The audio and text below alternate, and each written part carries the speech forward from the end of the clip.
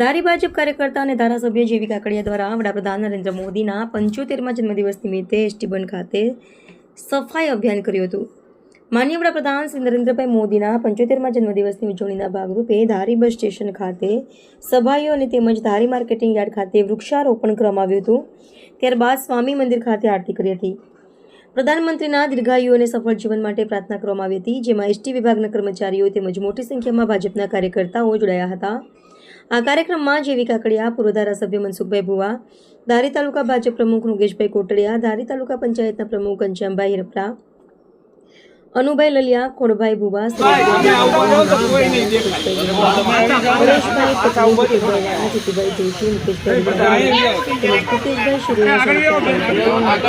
હાજર હતા। રિપોર્ટર ડામોર વનરાજભાઈ, ધારી।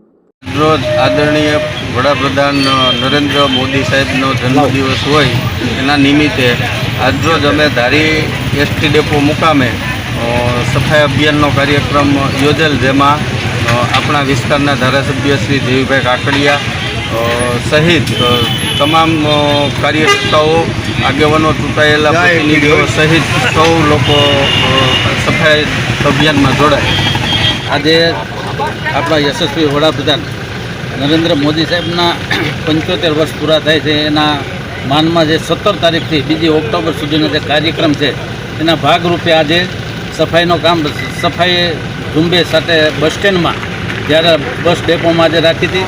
બીજો કાર્યક્રમ અમારે વૃક્ષારોપણનો હતો અને ત્રીજો કાર્યક્રમ અમારે સુપ્રસિદ્ધ સ્વામિનારાયણનું મંદિર, યોગી બાપાનું જે પ્રમુખ સ્વામીનું મંદિર છે, એ પ્રમુખ સ્વામીના મંદિરમાં એક આરતીનું પણ આયોજન કરેલું છે।